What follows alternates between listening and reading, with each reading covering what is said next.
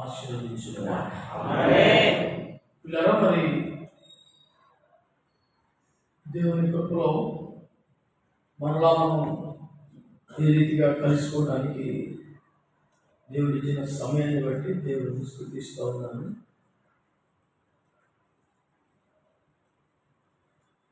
ఐఎంజే ప్రార్థనలు జరిగించాల్సిన క్రమం మీరు చూస్తే దైవజనులందరూ కలిసి ప్రార్థన చేయడమే ఉద్దేశం. కనుక ప్రార్థనలు అయిపోయాక వస్తే రానట్టే. ప్రసంగ సమయానికి వస్తే మీరు ఇంకనూ వాక్య ప్రేమికులే కానీ ప్రార్థనా భావం రాలేదని లెక్క. అంచేత మీరు రాబో దినాల్లోనైనా మరి కేవలం వాక్య ప్రేమికులుగా మిగిలిపోయే ప్రమాదం నుండి బయటపడి ప్రభు పాదాలను ప్రేమించే పాపాత్మురాలైన స్త్రీ నన్ను విస్తారంగా ప్రేమించింది అని ప్రభు చెప్పడంలో చివరి మాట 4 మాటల్లో ఒకటి, మానక ఆయన పాదములను ముద్దుపెట్టుకుంటుంది. ఏదో భక్తి ప్రారంభపు ఉద్రేకంలో భాగంగా, ఆవేశంలో భాగంగా పాదాలు ముద్దెట్టుకున్నట్టుగా లేదు, కానీ మానక ముద్దుపెట్టు. ప్రభు నోటి నుండి వచ్చుచున్న అమృత తుల్యమైన వాక్కులను ప్రేమించినంతగా ప్రభు పాదాలను భక్తులు ప్రేమించలేకపోతున్నారు అనేది ఒక నిజం. సో మన ప్రేమ ఇక్కడి నుంచే వెళ్తే బాగుంటుంది అనిపిస్తున్నారు. మీలో ఒక్కరు కూడా అర్థమైన ఈ క్రమాల్లో భాగంగా అనేక అంశములు కొరకు ఇది పని చేయడం మీకు నష్టాలు కదా. యూట్యూబ్లో పెడతామన్నా అది అవసరం ఉంటారా? ఓకే,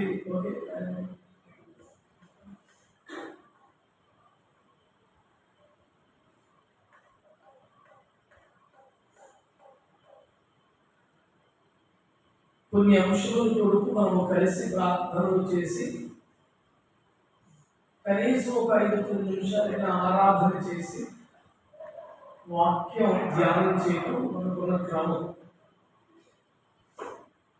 ఇవాళ ఆరాధనను కట్ చేసేది, రేపు పొద్దున ఏం కట్ చేస్తారో మనకు తెలియదు. కనుక మరి గవర్నమెంట్ స్కూల్ లాగా పిల్లగాలి కఠిన మొదలెట్టారు. ప్రభు మీ చేతిలో పెద్దలు లాగి వేసుకున్నాను కాక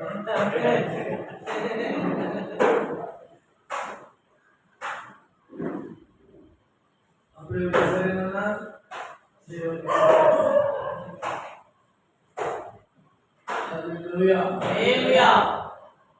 మేము కూడా మీలాగే వస్తువులే పెట్టండి. కాసేపు దేవుని వాక్యాన్ని మనం ధ్యానం చేసుకుని నిర్ణీత సమయానికి ఈ గుడికి ముగించుకుందాము. ఈనాటి మన ధ్యానం కొరకై ఐఎఫ్జేకి పునాది సిద్ధాంతం లాంటి వాక్యం హెస్కేల్ గ్రంథము 22వ అధ్యాయము 29-30. ఈ వచనం కంఠత రానివారు, ఈ రెఫరెన్స్ గుర్తు లేనివారు ఐఎఫ్జే భాగస్వాములు కారని నేను నిర్మోహమాటముగా ప్రకటించుకున్నాను. మరియు సామాన్య జనులు బలత్కారము చేయించు దొంగిలించుదురు, వారు దీనులను దరిద్రులను హింసించుదురు, అన్యాయంగా వారు పరదేశమును బాధించుదురు. నేను దేశమును పాడు చేయకుండానట్లు ప్రాకారము దిట్టపరచుటకును బద్దలైన సందులలో నిలుచుటకు తగిన వాడెవడని నేను ఎంత విచారించినను నేను విచారిస్తున్నాను, వెతుకుతున్నాను, కోరుతున్నాను, చూస్తున్నాను అనేది ఆ వాక్యం యొక్క సారాంశం. ప్రభువు మనతో మాట్లాడుగాక. మొన్న మూలపేట IFJలో దేవుని వాక్యాన్ని ధ్యానిస్తున్నప్పుడు ప్రభు ఇచ్చిన సందేశం, దేవుడు ఎవరిని కోరుకుంటున్నాడు అనండి. ఆ సందేశపు కొనసాగింపే ఇది. నేరుగా అందరూ పాలు పొందకపోయినా యూట్యూబ్లో చూస్తుంటారు. ఆ మాత్రం వాక్యపు ఆఖ్యానం ఉంటుంది అనే విశ్వాసంతో నేను కొనసాగిస్తున్నాను.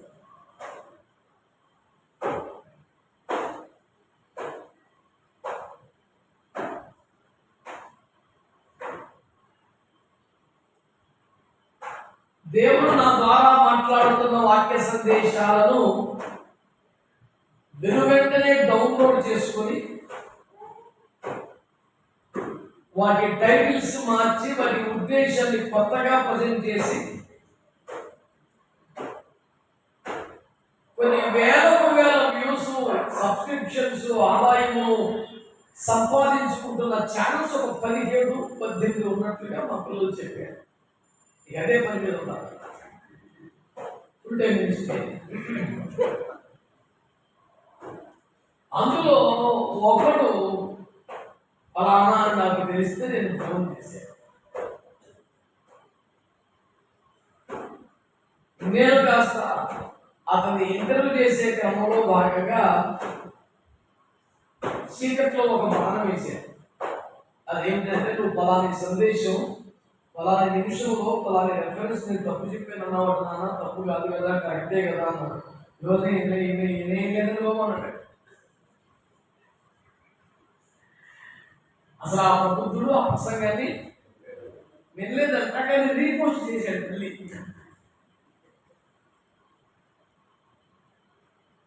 ఇలాంటి అధమ భక్తులందరూ ఉత్తమ భక్తులు అవ్వాలని కోరుకుంటూ ఈ అల్పత్వాన్ని, నీచత్వానికి దిగజారక ముందే సర్వోత్తముడైన ప్రభు చేతులకు అప్పగించుకొని వాళ్ళు పేరు పొందుటకు తాపత్రయం కంటే మార్పు పొందుటకు తాపత్రయపడాలని ఈ సందర్భంగా నేను కోరుకుంటూ విషయంలో వద్దాం. దేవుడు ఎవరిని కోరుకుంటున్నాడు అనండి.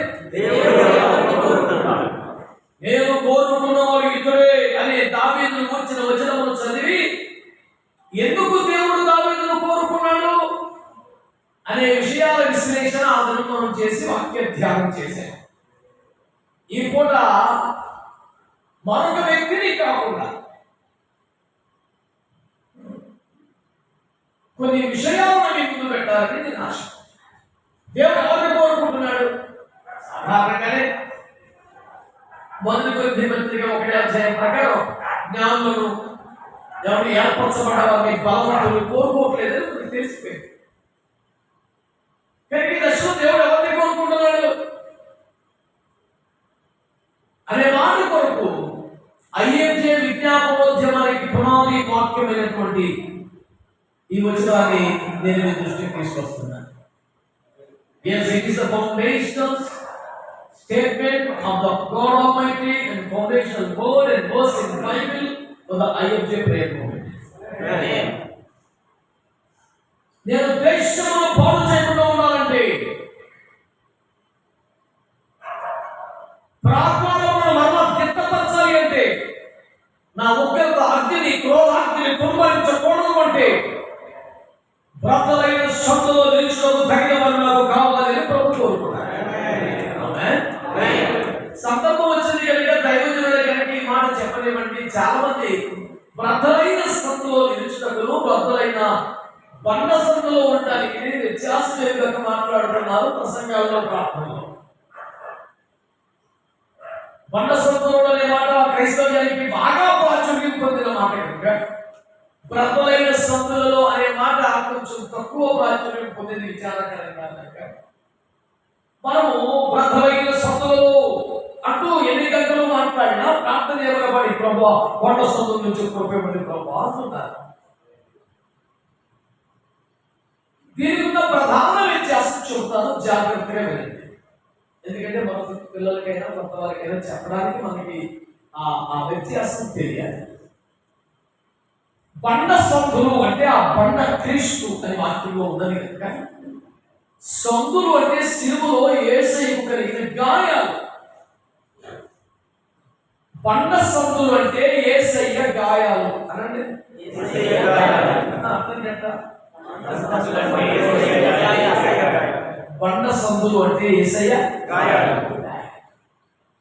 సో బండ సందులలో నిలిచే వారిని కోరుకోవడం అనే కాన్సెప్ట్ కాదు. బండ సందులోకి వెళ్ళడం అంటే మనము కాపాడడానికి, మన భద్రత కోసం, మనము ఆశ్రయం కోరి అందులోకి వెళ్తున్నాం.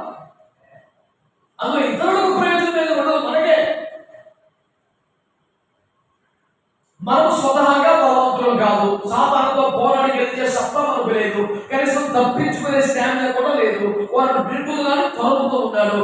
ఈ దశలో మనము పారుపోయి దాక్కొని తగిన ఒక ఆశ్రయపురం మనకి ఏదైనా ఉంటే అది యేసయ్య గాయం.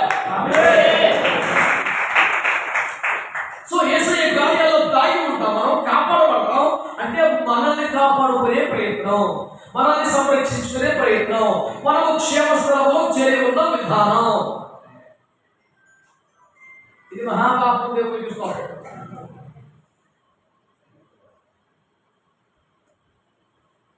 కనుక ప్రియులారా, బండ సందులో చేరడం మన అవసరం. అది అంతకంటే దిక్కులేదు. దీన్ని బలపరచాలని అనేక మార్లు ప్రస్తావించిన ఒక వచనం గుర్తు చేస్తాను. సంసోను వెళ్ళి తొడతో పుట్టులతో ఫిలిష్తీయులను బహుగా హతము చేసి వీర విజయమును నమోదు చేసి వెళ్ళి ఏతాము బండ సందులో నివసించినని న్యాయాధిపతుల గ్రంథం 15:7 ఉన్న వచనాన్ని జ్ఞాపకం చేస్తుంటారు. బండ సందులో విశ్రమించదు కాదు, బండ సందులో నివసించదు. దట్ వాస్ నాట్ ఈవెన్ బసా, అది నివాసమే. అంటే ప్రతి పోరాటానికి ముందు తర్వాత, ప్రతి యుద్ధానికి ముందు తర్వాత, ప్రతి విజయానికి ముందు తర్వాత శాంసన్ ఏం చేసేవాడు? ఆ బండ సందులో ఉండేవాడు. సింహములను చంపగలుగుతున్న బలాఢ్యుడు, కోట కొలను ఒలికించగలుగుతున్న బలాఢ్యుడు, ఫిలిష్తీయులు కూర్చుని దర్జాగా బతికే సోర్సు లేకుండా చేసిన బలాఢ్యుడు.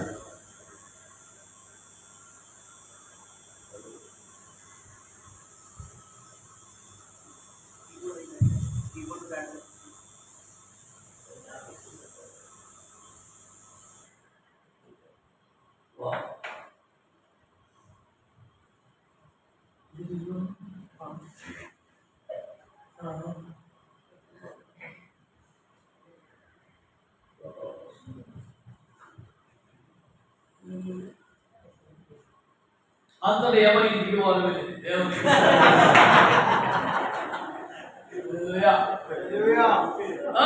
దేవుని వెళ్ళారా? కనుక అతను సింహమునే చంపగలుగుతున్న బలాఢ్యుడైన అతని నివాసం బండ సందులో. ఎంత గొప్పగా వాడబడుతున్న దైవజనుడైనా, ఎంత భీకర కార్యపడితో జరుగుతున్నా, నీకు క్షేమస్థలం, నీకు ఆశ్రయపురం యేసయ్య గాయాలే. అందులో నీకు బయటకు వచ్చి అడ్రస్ మార్కెట్ అయిపోయాడంటే గుండు వండి పడేశారు, గుడ్లు మీకు పడేశారు, చేతులు కట్టేశారు. ఏమైనా లైఫ్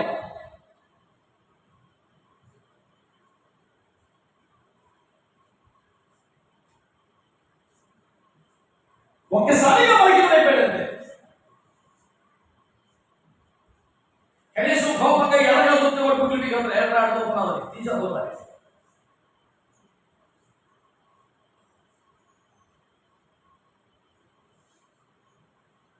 300 నక్కల్ని పరిగెత్తి పట్టుకొని అవి వెనక్కి తిరిగి చెయ్యిని పట్టుకుని లోపల తోకలు ముడేసి మధ్యలో దివిది పెట్టేసి విడున్నవన్నీ చేతులు కట్టి పారేశారు. దేవుడు స్వామి అయిపోయిందిగా. బండ సందులు వదిలిపెట్టావా, నీకు క్షేమం లేదు. ఎంత బలంగా వాడబడో, ఎంత గొప్ప సంఘాన్ని సేవని కలిగి ఉందో, యేసయ్య గాయాల్లో దాగి ఉంటేనే క్షేమం, లేకపోతే ప్రమాదమే. అది బండ సందులో ఉండే మాట. కానీ బ్రతకైన సందులు అంటే నీ క్షేమం కోసం కాదు, నీ భద్రత కోసం కాదు, నీ కాపుదల కోసం కాదు, నీ దేవుని కోసం కాదు, దేశమునే కాపాడాలి. నేను బాగుండాలి అనే కాన్సెప్ట్ బండ సందులు. నేను ఏమైపోయినా పర్లేదు, నా దేశం రక్షణ కూడా కోరుకునేది బ్రతకైన సందులు. ఎంత వ్యత్యాసం సార్? నీ సంరక్షణార్థమై దాక్కోవడం లేదు, నీ నవైపోయినా పర్లేదని దేశాన్ని కాపాడు సురక్షితంగా పంటల్లో దాక్కునేవాడికి, మీద ఉండి తుపాకీ పట్టుకుని యుద్ధం చేసేవాడికి తేడా లేదండి. వీడు సురక్షితంగా నివసిస్తున్న పౌరుడు, అతడు పౌరులను కాపాడుతున్న సైనికుడు. ఎంత వ్యత్యాసం ఉందండి. గొడ్డ సందులకి బదలైన సందులకి నాకు ఎలా ఉంటా?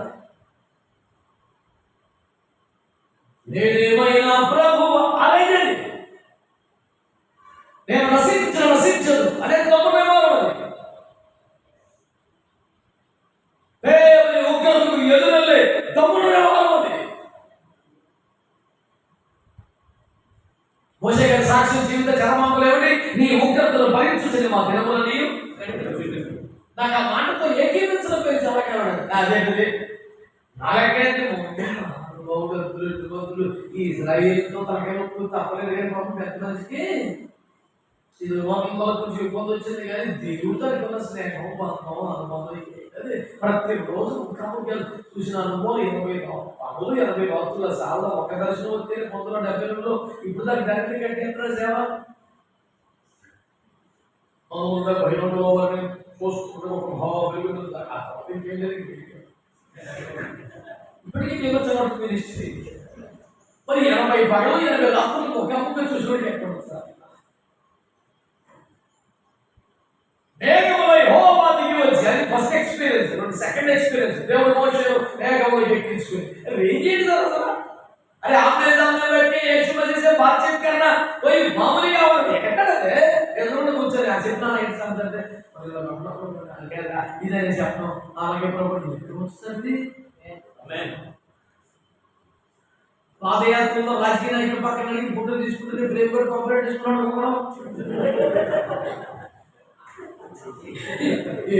ప్రభుత్వంతో ముఖాముఖి ప్రతిరోజు ఆయన ముందర నడిచారంట. దేవుడు తోడుగా వచ్చాడంట. మధ్యలో పేచి నేను రాను లేకపోతే అలా కాదు. నేను గుర్తే కాదు జయించాలంటే మాకు ఎందుకు? నేను ఒక్కడికి కూడా నేను ఎక్కడ అలా కాదు అంటున్నాను. గుర్తే కాదు. సర్లే కదా ఇప్పుడు ఇచ్చేది కూడా ఇంత రేంజ్ ఉన్న మనిషి అండి. మోషే గురించి 90 కీర్తనలో ఆ కీర్తన నన్ను ఎడిట్ చేయమంటే, నీ కృపను అనుభవించునే మా దినములు నీ గెలుపుమని, నీ మహిమలోనే నా దినములు గెలిచిన ప్రార్థన అని కొట్టేసి. అందుకే నాకు ఎవరు ఎడిటింగ్ నీకు అంత మేడం లేదు. అది అర్థమవుతాయి. చాలా కాలం పట్టింది. భరించండి పొందినోడు, మహిమలో నివసించినోడు, మేఘమెక్కినోడు, ముఖమెక్కిన ఆయనకి ఏంటంటే బాబు అది నా ఫీల్ అసలు. కానీ కోరుకోని ఏమర్థమైందంటే ప్రతిరోజు తిరుగుబాటు చేయలేదు. ఎవరో సగర్భంగా మన శత్రువుని చెప్పుకుంటామే బుద్ధులు మనలో చూసుకొని ఎవరు పాసగోర్ దగ్గర పాసగారి దగ్గర మనకి ఆ బుద్ధి కనపడిపోయి ఆఫీస్ వాళ్ళకు అనుకుంటే మనకి ప్రేమ అవ్వదు. లోపల మనసాక్షి కనపడిపోయింది కదా.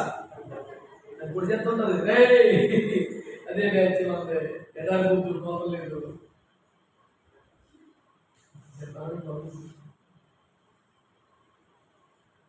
ఒక పాస్టర్ చెప్పారు స్వయంకి మాట,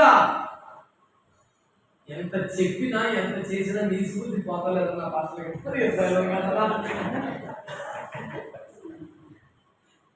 అది ఈ గజ దొరికిన బాగుంది.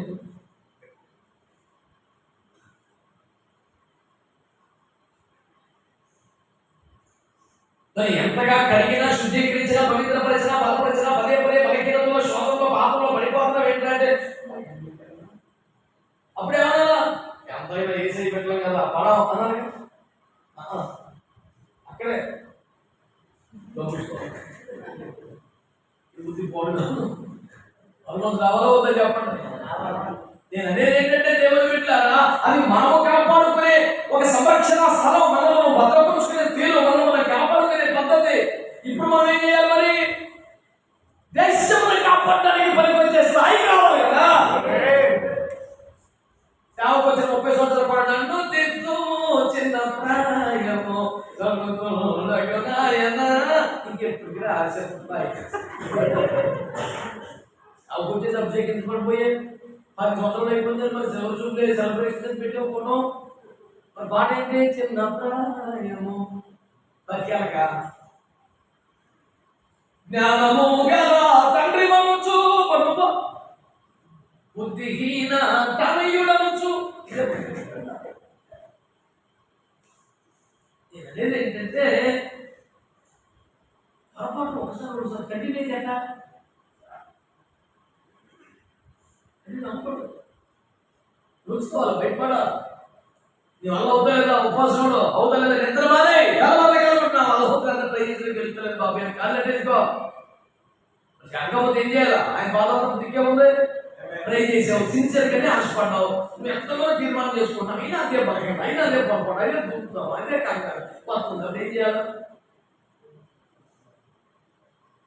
ప్రభువు తిరిగి మాట్లాడు వరకు ప్రార్థించి ధ్యానించుము, ప్రార్థించి ధ్యానించుము. ఏ సంగతి చెప్తా కదా, ఎత్తైన కొండపైన ఏకాంతముగా లేకుండా అక్కడ నిలబడేటప్పుడు దాని సేపలో గోడపుట్ట పెద్దలో బయటకు వచ్చారు. జ్ఞానం ఉంటుంది విస్టింగ్లు అవన్నీ మనైతే బేబత్సంగా బాగా బాగుపడిపోతున్నాం. అర్థమవుతుంది. ప్రభు అప్పగించిన పరిచయం ఎన్నో బాగుతున్నాయి. బిడ్డలు మాకు ఎదురు చూస్తూ ఉంటారు. ఆయన ఎదురు చూస్తారనే నీ గురించి ఆయన అప్పుడే అంత తేరగదులుగా నీకు. యాకోబు ఒక్కడు మిగిలిపోయాడు, అంతటి యెహోవా అక్కడికి దిగి వచ్చింది. అది లేదు అక్కడ. యాకోబు ఒక్కడు మిగిలిపోయాడు, పిల్లలు స్టార్ట్ అయిపోయింది. ఆల్రెడీ దేవుడు అక్కడ ఉన్నాడు. ఆ పాయింట్ కూడా అడిగా మోసే గారు ఈ పాయింట్ మిస్ అయ్యే ప్రభావ సరిగ్గా రాయలేదు. మోసే గారు ఈ పాయింట్ సరిగ్గా రాయలేదు. యాకోబు ఒక్కడు మిగిలిపోయాడు, అంతటి యెహోవా అక్కడికి దిగి వచ్చిన పాయింట్ బ్రిడ్జి ఫెయిల్ అయింది, కనెక్షన్ మిస్ అయింది. నెక్స్ట్ పబ్లిషింగ్ లో మొత్తం చేర్చాలి. అప్పుడు ఏమవుతుంది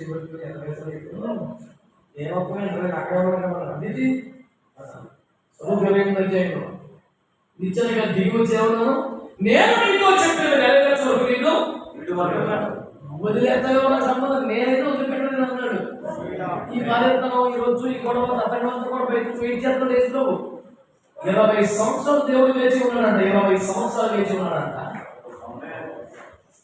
అందరినీ పంపించేసి ఒక్కడే మిగిలిపోయాక బాధ కనపడి ఈ బాబు కనపడుతుంది. ఆయన పక్కదలు ఆయన అక్కడే ఉన్నాడు, కూడానే ఉన్నాడు.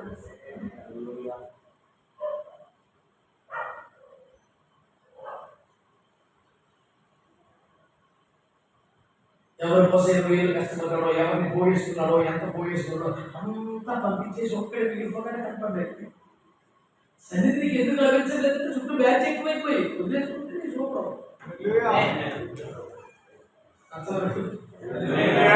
కష్టపడి సమకూర్చుకున్నాం, వదిలేమంటే శారీరకంగా కాదు కాదు. కొందరు అంటే కొందరు ఇల్లు పంపించేసి నువ్వు కూర్చుంటే పని అయిపోతుంది. ఇంట్లో మొత్తం బయటికి వేసినట్టు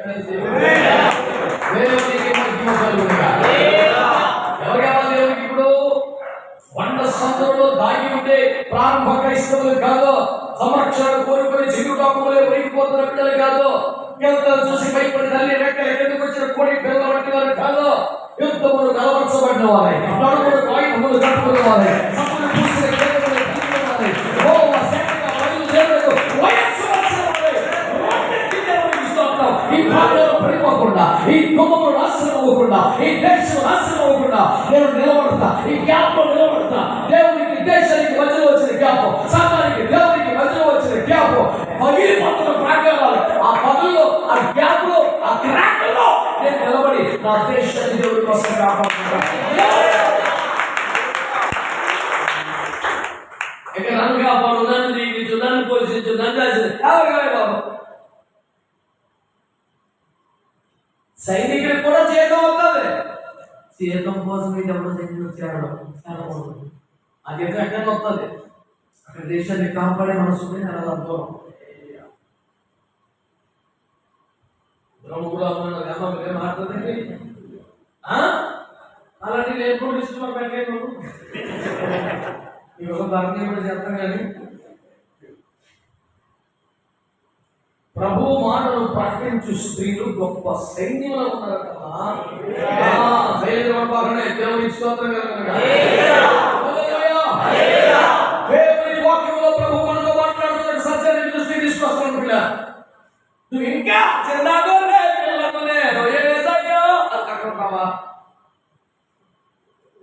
చిన్న ప్రాయము అక్కడ ఉంటావా?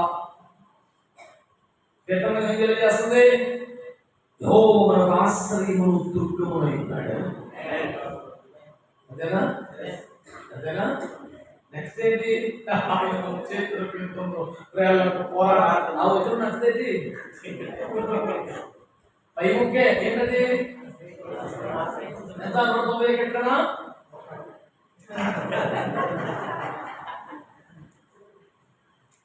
ఆయన మన చేతులకు యుద్ధమును వేలకు ఆశ్రయం ఇచ్చాడు, రెక్కలకి దాచాడు. కొంత బలపడ్డ తర్వాత బయటికి వచ్చి ట్రైనింగ్ ఇస్తున్నాడు. ఈ కాలే దాపడతాడు నా బయటికి నీకు ఎక్కువ నేర్పుతాను. నాకైతే ప్రభా నా పక్షం ఎక్కువ ఇదే జరిగింది. ఎంతసేపు రెక్కల కింద దాపడటం అక్కడ వేసేంత ఉంటుంది. గొప్ప దేవుడు కాపాడు వాళ్ళు కనిపించు. నాకు ఆశ్చర్యం దుర్గము అది నా గుణాలు నీవే, నా క్షేమం పాడేది లేదు.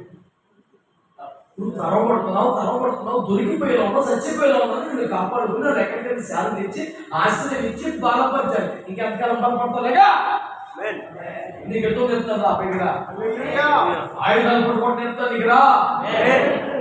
యుద్ధాశూరుడే నా బలము నా జ్ఞానము. నెక్స్ట్ ఏంటి? దేవునికి స్తోత్రం చేస్తాడా? అంటే మనకే చెప్తాడండి. ఆరంభం నుండి చివరి దాకా బైబిల్ గ్రంథం సంఘాన్ని ఏమని ప్రస్తావించారు? సైన్యమని ప్రస్తావించారు. అక్కడ దాకా దాసదాసి బెటాన్ని బ్యాట్ చేసుకొని 32 వచ్చాయి రాజకాండం. ఎవరో వస్తే ఎవరు దేవుడు? పరలోకపు దూతల సైన్యం వచ్చింది. ఈ ఫ్యామిలీ అని సైన్యం. కానీ పేరు పెట్టాడు మహనీయుడు అన్నాడు. మహనీయుడు అర్థం ఏంటి? 2 సేనలు. అంటే ఒక సేన అంటే ఇంకో సేన ఏంటి? యాభై ఫ్యామిలీ. అంటే మామూలుగా తప్పించుకోలేకుండా క్షేమంగా ఇంటికి వెళ్ళిపోతున్నా మధ్యలో తప్పేస్తాడేమో ఉన్నా. నా భార్య నాకు దగ్గర 20 ఏళ్ళు మోసం చేసిన జీతం ఇవ్వకపోయాలే దేవుడే లోకంలో అలాగే వేసుకొని తప్పించుకొని పారిపోతున్న ప్రయత్నంలో ఉన్నామని పట్టుకొని పోరాడాడు. ఇది నా సైన్యం. దేవునికి స్తోత్రం కలుగును. అక్కడి నుంచి చివరి దాకా ఏది ఎబ్రీ పత్రిక 12 ఎంత గొప్ప సాక్షి సమూహం అనుకుంటే ఏం చేయాలి మనం? ఏం చేయాలి మనం? ఆ వాక్యం కూడా మనకుంటుంది. ఇలాగా విశ్వాసముల కర్తలను కొనసాగించేవాడైనా విశ్వాసముల కర్తలను ఎత్తి మీద ఫుట్లోకి ఏం రాశాడు? విశ్వాసముల సేనాధిపతి అని రాశాడు. యేసు ప్రభు సేనాధిపతి అంటే మనం ఎవరున్నది? ప్రార్థనలో సైన్యముల అధిపతి యెహోవా. ఆ దినములలో రాజ్యంలో యేసు క్రీస్తు మీద గొర్రెపిల్లలు వస్తాయి. కానీ ఆయన ఉన్నవారు ఆయనతో ఉన్నవారు వెలుపడ్డవారు నమ్మకమైన వారైనందున ఆయన ఆ రాజులను జయించెను.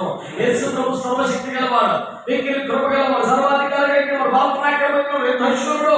అయితే కూడా ఆయన ఆ రాజులను జయించినట్టు ఆయన వెనక ఉన్న బ్యాచ్ ఉపయోగపడిందంటే దేవుని ఆ బ్యాచ్ లేదు ఉన్నావా? లేదు. మన సంతలో ఉన్నది. నేను ఆశ్రయపోతున్నాను. ఎప్పటికీ చంపిలోడే అంగన్వాడి కుప్ప పెట్టడం. కుప్ప పెట్టి భర్తను ఎన్ని తినేసాడు? నేను కాదు నేల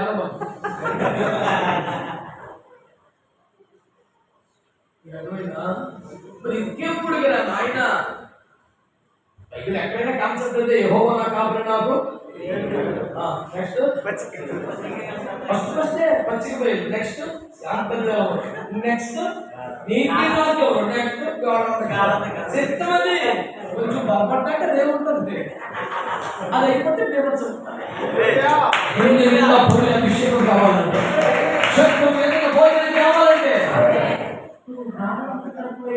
భయ్యా భయ్యా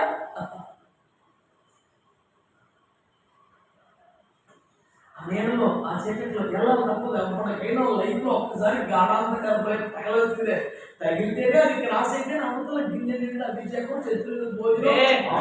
నువ్వేం చేస్తావు? నీకు దర్శనం ఉండటం వల్ల నువ్వు ముందే ఆ లోయ తీసుకోవద్దు. తలకించదు ఇంతవరకు తల్లిపోతారు తెలుస్తుంది. ఇది తీసేమన్నాడు, తీసేసేపటికి సఫర్ పడుతున్నాడు. చచ్చిపోయి దాకా ఇక్కడ ఉంటాడు. ఎక్కడ? పచ్చిక మేలు, శాంతి జన్మలు, నీతి మార్గం, ఇక్కడ అభివృద్ధి మినిస్ట్రీ, ప్రాస్పెరిటీ గాస్పెల్, ఇది వ్యవహారం అక్కడ. ఇది లోయ ఉండదో, విందు ఉండదో, గిన్నె ఉండదో, అభిషేకం ఉండదో, కృపాక్షేమాలు ఏముండవు. అడిగే విషయం అలా బతుకుంటాడు. ఎలా 2000 ప్రజలు గొప్ప పెట్టించాడు. ఎవరు కోరుకున్నాడు ఆయన? నేను దేశం మీద క్రోధాన్ని కుమ్మరించకుండా, ఉగ్రతను కుమ్మరించకుండా, దేశము పాడు చేయకుండా భక్తులైన సందులో నిలుచుటకు తగిన వారు కావాలని ఆయన ఎదురు చూస్తూ ఉన్నారు. స్తోత్రం కలుగునగా. వేదికలు నిలబడడానికి ఓడిపోతున్నారు, ప్రసంగానికి ఓడిపోతున్నారు, నాయకత్వానికి ఓడిపోతున్నారు, చారిటీకి ఓడిపోతున్నారు. ఏదైనా మైకెత్తే చెదరైపోతారు. ఎవరు పడితే అలా ఉన్నాడు.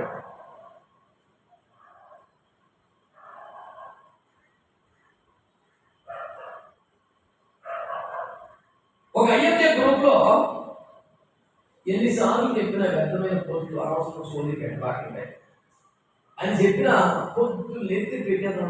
వాక్యం ఎంత, ముఖం ఎంత, ఏదైనా వాళ్ళు మీకు అర్థమైపోతున్నాయి. ఇప్పుడు వాక్యం ఎంత, ముఖం ఎంత పెట్టడం అది ఎప్పుడు ఎక్కడ స్పీకర్ వెళ్తే పెట్టేది ఆ పాంప్లెట్ ఎందుకు పెట్టాము? ఆ మాత్రం ఇప్పుడు ఎదుర్కోకుండా నేను నీకు అసలు ఏం చేసిందా? మరి నేను ఎలా రోజు చేసినా రోజు ఒకటే ఎప్పుడు వెళ్ళాను. పోనీ నేను పెడితే రోజు ఇంకో 3 నేనే పెట్టాలి కదా. ఆ మీటింగ్లో 3 గుడ్డలు పెట్టాలి కదా. దానికైతే బ్రైడ్ కూర్చొని పెట్టాలి కదా. మరి రీలో ఉన్నట్టు చూడాలి కదా. ఇడు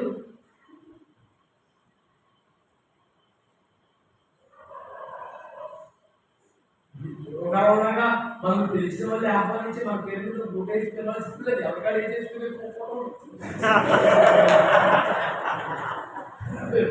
మనం ఆహ్వానించిన వాళ్ళు మనల్ని పిలిచి వెంటకెట్టి అలవాటు చేస్తారు.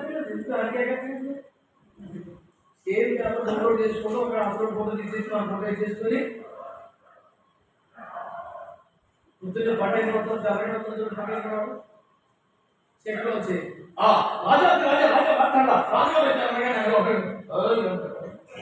మనం అంటే సాధ్యం కూడా కనబడతాం.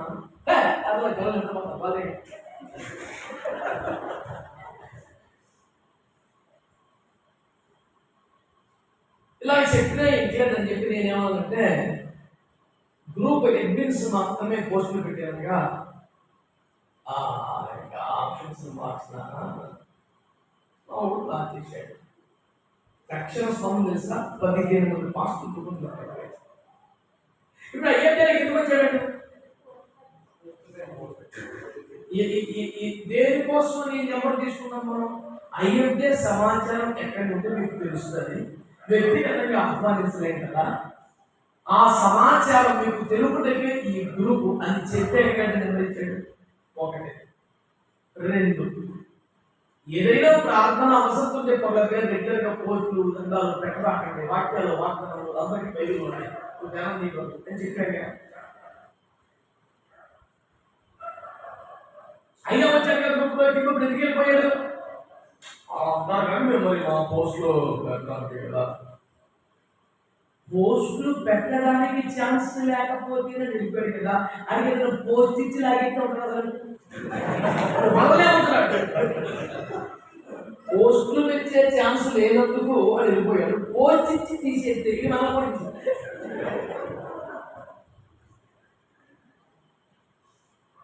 ఇలాంటి పూర్వ సంబంధికులందరూ మరో మనసు పొందాలని నేను కోరుకుంటున్నాను.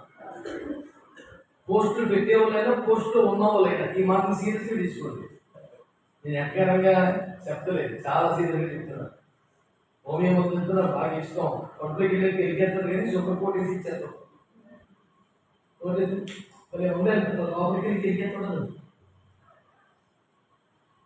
ఇది ఆడడం లైట్ తీసుకుంటే మీకే ఇబ్బంది. ఏదైనా ఒక బాధ్యత అప్పగిస్తే ఎందుకు ఇచ్చాం బాధ్యత? భూమి మీద మొత్తం కూడా దొరక్క దేవుడి కృప, దేవుడి ఏర్పాటు, ఒక మహిమ కలిగిన అవకాశం కాపాడుకోవాలి, జాగ్రత్తగా ఉండాలి, ఒదిగి ఉండాలి, మరుగై ఉండాలి, దాగి ఉండాలి. హడావుడి చేస్తే రక్తమైతే మొహమాటం లేదు, మొహమాటం ఏం లేదు.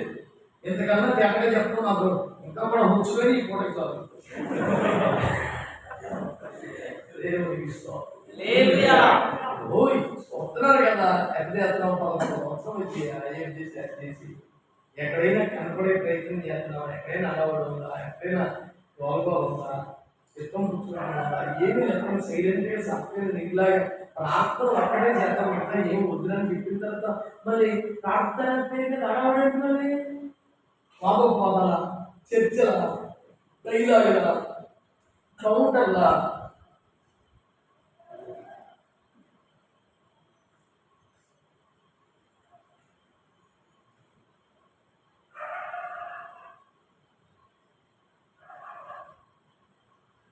అనవసరంగా బాధపడుతూ ముందే సెట్ అయిపోతుంది.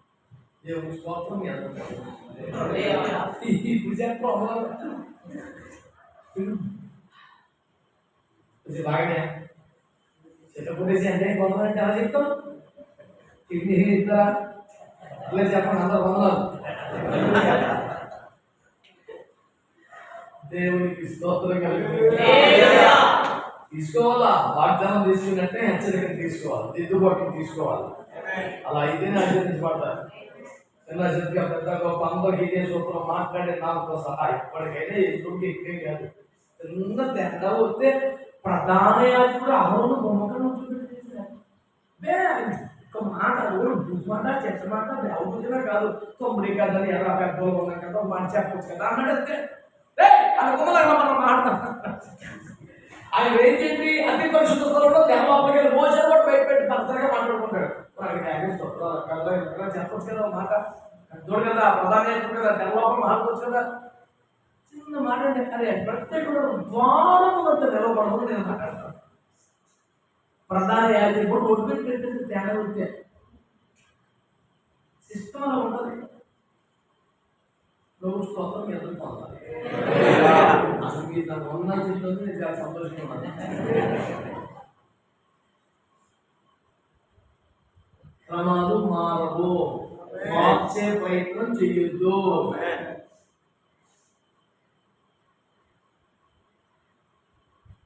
ఒక సూత్రం ఫాలో అయిపోయింది. సిన్సియర్ చెప్పాను 5 అందరికీ ఒక సూత్రం. గడగడ వణుకుచు ఆయన సన్నిధిని సంతోషించి ఇంత వజ్రాల మూట ఇస్తే సంతోషం, సింహం పెడితే భయం, భయము సంతోషం రెండు ఒకసారి ఎలా ఉంటాయి మనకి. దానిలో నడుచుకుంటూ వెళ్తున్నాం, ఒక వజ్రాల మూట దొరికితే సంతోషం పొందింది. అదొక గర్జించు సింహం మీదకి వస్తే కానీ గురుపు సంతోషం రెండు ఎందుకున్నారా?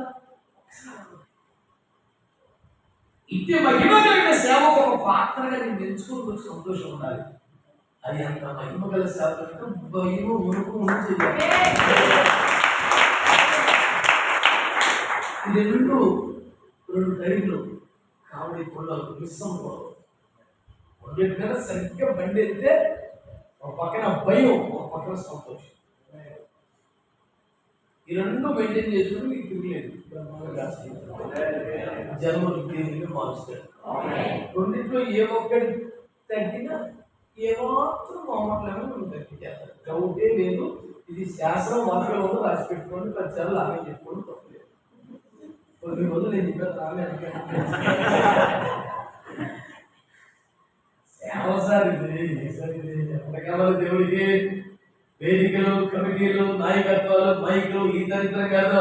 ప్రబలైన సంతులు నిలుచులకు తగిన నలిగిపోయేవారు, గ్యాప్లో నిలబడేవాడు. దేవునికి, దేశానికి, ఎవరి దేవునికి, సంఘానికి, దైవజనుడికి, విశ్వాసానికి మధ్యలో నిలబడి ఆ గ్యాప్ ను పూడ్చి మళ్ళీ ప్రాకారం నిలబెట్టి ఆ సమర్పణ కావాలి. వాడు మరుగైపోయి వాడు తాగి ప్రాకారం నిలబెట్టుకోడు కావాలి. దేవునికి స్తోత్రం కలుగును. హల్లెలూయా. అందుకనే యోసేపు ఈరోజు ఎంతగా ప్రసిద్ధి పొందడానికి కారణం అతడు ఏడ్చుటకు చోటు వెతికాడు. ఇప్పుడు కుర్చీ ఎక్కుదామా అని ఆ పాపి శంకరం ఒక నాలుగు చాలా దొరికి సుఖం అనుభవిద్దాను కానీ ఇప్పుడు వెతకలేదైనా తెచ్చే వెతకలేదా? ఏడ్చుటకు చోటు వెతికాడు. ఆమేన్.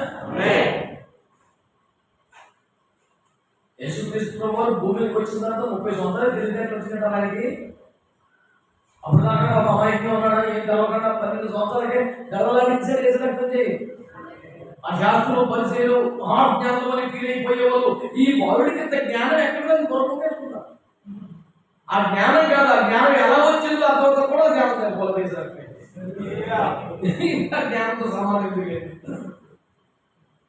నీకు సాటి ఎవరు ప్రభో? అక్కడ ఎంత కరెక్ట్గా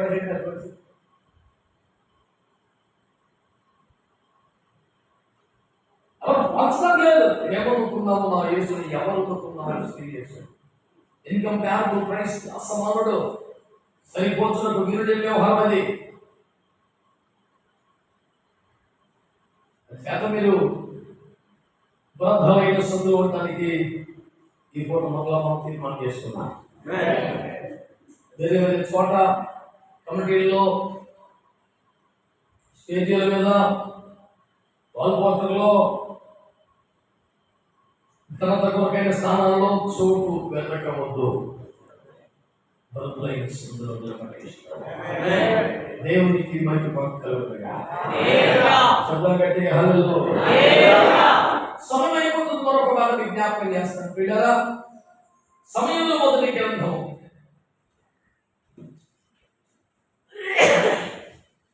2వ అధ్యాయం 35వ వచనం.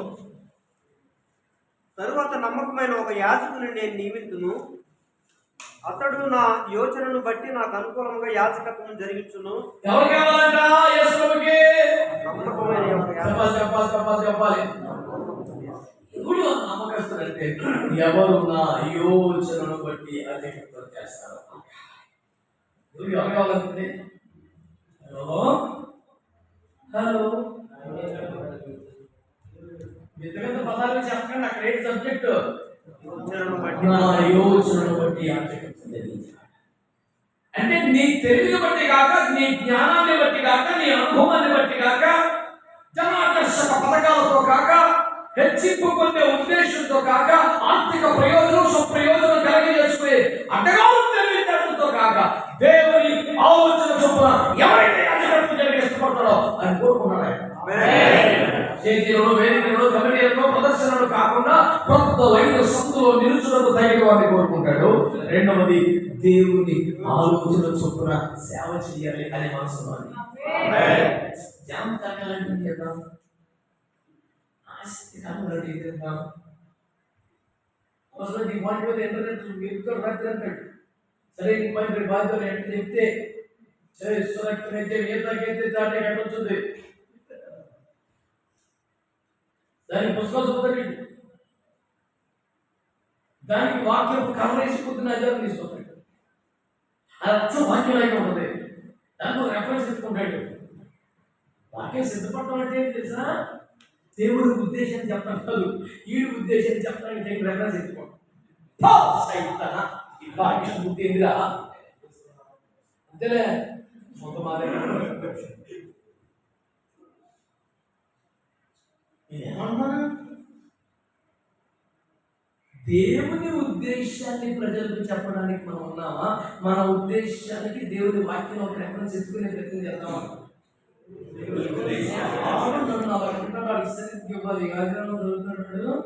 అని కాదు ఎంత మంగళవారం రోడ్డు మీద కనపడాడు. కొంచెం తేడాగా కనపడే కాడి నుంచి ఆడికి రేవేయటానికి, ఆడిని సిరివేయటానికి, అసలు పునరుద్ధరణ లేకుండా చంపేదానికి నువ్వు మనసులో కష్టం, కోపం ఒకరితో పెంచేసుకొని దీనికి పనిపించే రెఫరెన్స్ ఎత్తుకుంటే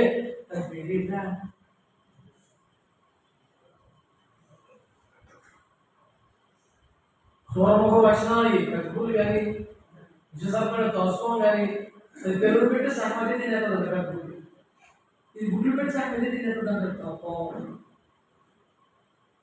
సో పెద్ద పులి పిల్లలకైనా తోసుకోవడం పిల్లలకైనా మొదటి చేతులు వాళ్ళు అమ్మే దాని బాధ నుంచి బయటపడితే బతుకు ఇలా తినేస్తే సగం అవుతాడు. అలా ఎందుకు పెట్టాడు దేవుడు? అన్ని బతుకుంటూ పోయి ఎవరిని బతకడం పోయి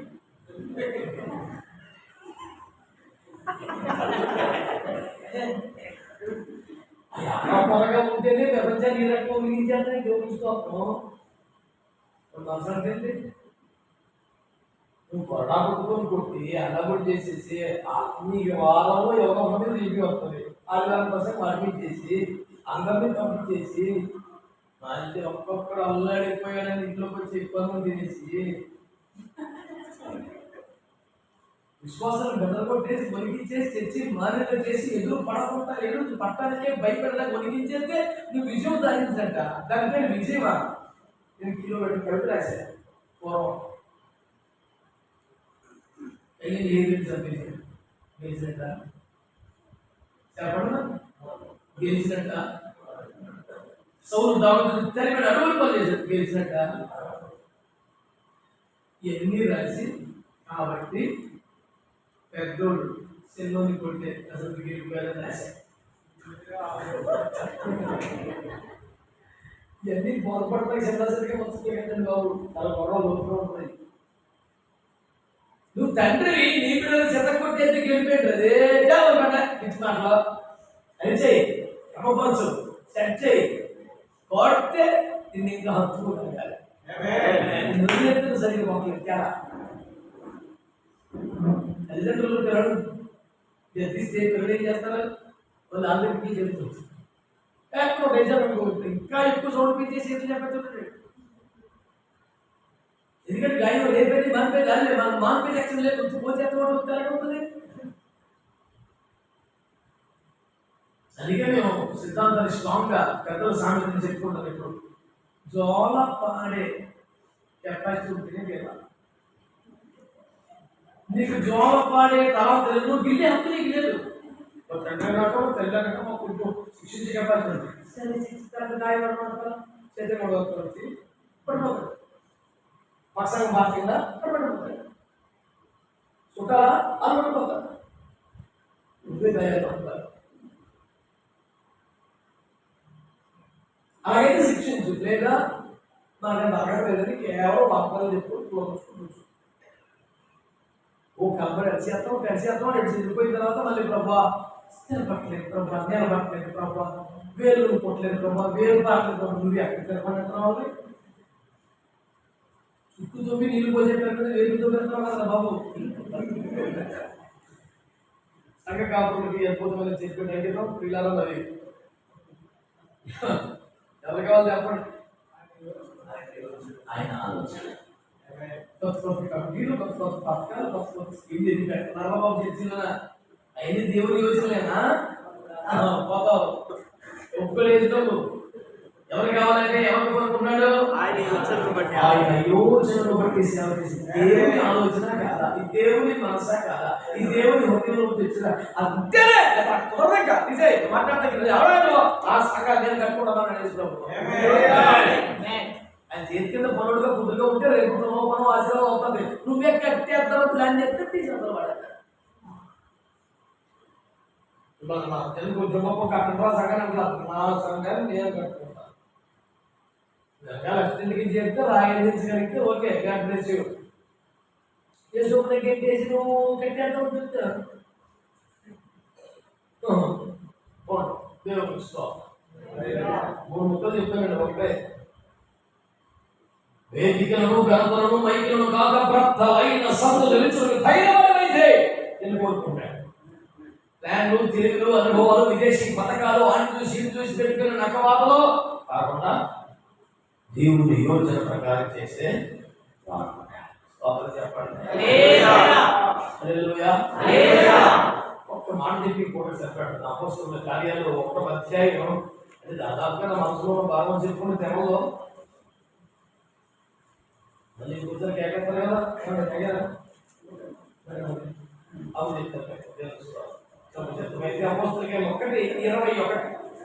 కాబట్టి యోహాను బాప్తిస్మం ఇచ్చినది మొదలుకొని ప్రభు అయిన యేసు మన యొద్ద నుండి పరమునకు చేర్చుకొనబడిన దినము వరకు ఆయన మన మధ్య సంచరించుచుండిన కాలమంతయు ఆ, మనతో కలిసి ఉన్న వీరిలో ఒకడు చాలండి. ఇప్పుడు చివరి అదే చివరి అంతట వారు వీరిని గురించి చీట్లు వేయగా మత్తయి పేరట చీటి వచ్చిన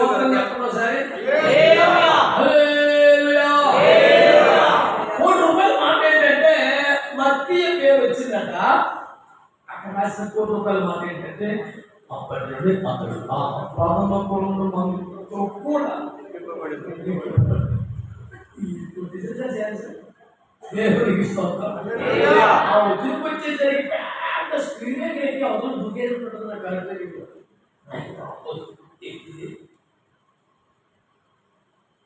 ఆ పదమూడు పేరుతో యోహంతో సమానంగా మనలో ఒకటిగా చోటు వెళ్ళిపోయినటువంటి పోతున్న పరిచయంలో నిలబడ్డకై మనలో దగ్గర వాడు ఎవరో చూద్దామని మొదలుపెట్టి అప్లికేషన్ రాసే పేరు అడిగారు. అదేంటంటే యోహాను బాప్తిసం ఇచ్చింది మొదలుకొని యేసయ్య పరిచర్య ఆరంభించిన దినము మొదలుకొని నేటి వరకు మనతో పట్టుగా రాగానే ఇంకా పెద్దలంటే కొంచెం మళ్ళా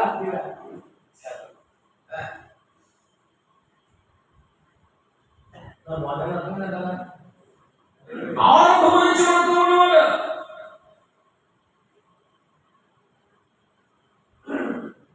ఎవరు బాధపడ ఉదాహరణ చెప్తారు. మీకు బాధపడకంటే ఉదాహరణ చెప్తారు. తొలి పరిసర ప్రాంతంలో అయ్యప్ప విజ్ఞాపక ఉద్యమాన్ని ప్రారంభించాలి అనే ఆశ, అనే భారం, అనే విన్నపం ప్రభు నాకు అనిపించిన రైతులు దాని పెట్టారు. అయ్యా ఎన్నో ప్రారంభిస్తుంది. ఈ ప్రాంత రాజమండ్రి పంపిస్తాను. మేమైతే నమ్మకం వస్తాం కానీ ఎక్కడ స్టార్ట్ చేసే వస్తారయ్యా. ఆసక్తి, భారం, ప్రార్థనాత్మక అంత దూరం రాలేదు కదయ్యా అని కొంతమంది విడుదల అడిగినప్పుడు ముఖ్యంగా ఇద్దరు ఎవరొస్తుంది నా భాష పెట్టారు. ఆ ఇద్దరు ఎవరొస్తుంది చెప్పింది ఏంటంటే, నాన్న ఇక్కడ జగన్నాథపురంలో అనుకుంటారు వారికి బాయికురావు కట్టడం పరిచయం లేదు అనగా నేను మాట్లాడతాను కానీ మీరు వెళ్ళి కనపడే ఆయన్ని పెద్దగా పెట్టుకొని వారి సూచనలు అనుభవాలతో మీరు నమ్మకంగా బాధ్యతలు మీరు తీసుకోండి. దాన్ని నడిపి పక్కగా చేతులు పెట్టండి అని చెప్పాను. త్వరగా చెప్పాను లేదు. ఎందుకని ఆరంభమును మనతో ఉన్నవాడు ఒక దర్శనం, ఒక భారం, ఒక సమర్పణ అర్థం అవుతుంది.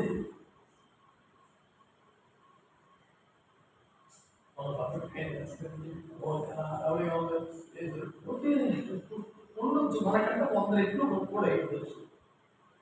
కానీ సిలువ పోయాలి కదా, నేను సమాచారం సింహాసనం అయింది. వీకెండ్ చాలా మందికి నాయకత్వం కానీ సిలువ ఉండేది ఏముండదు. ఏదో పరమనుభవం ఎదుర్కొని వస్తున్నాడు తెలియక.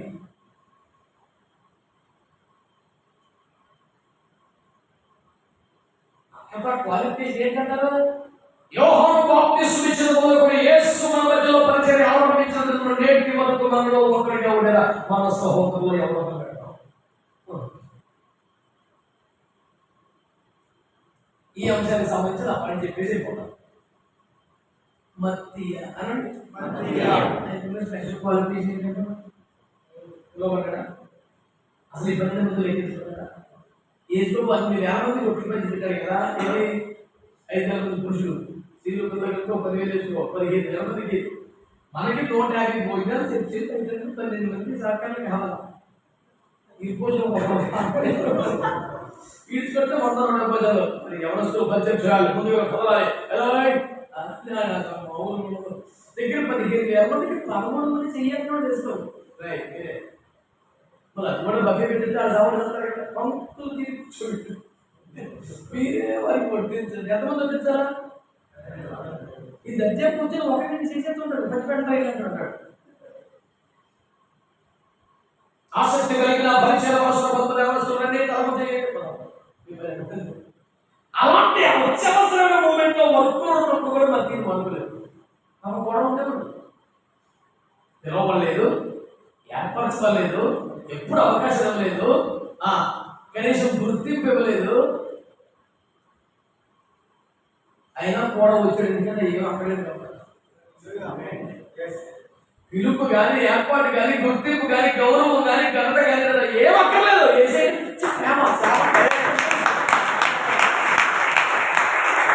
శిష్యుల్ని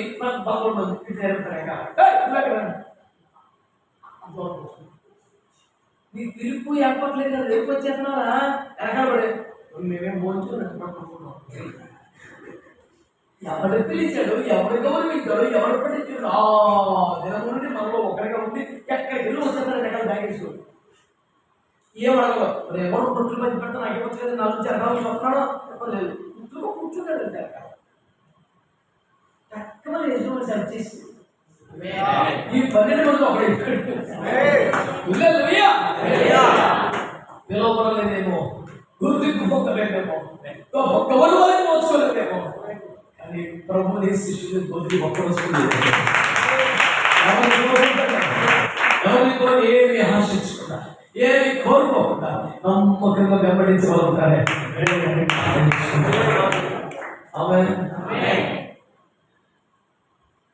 దేవుడు ఎవరు కోరుకుంటాడు?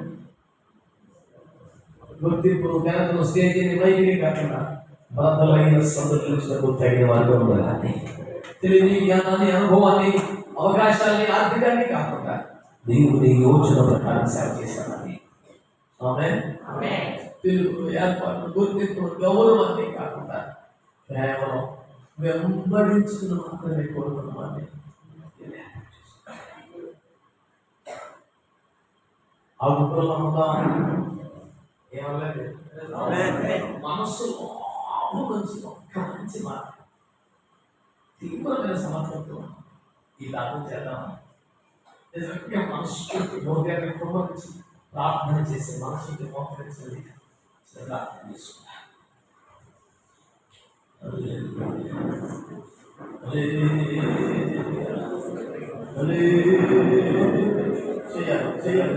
చేయాలి.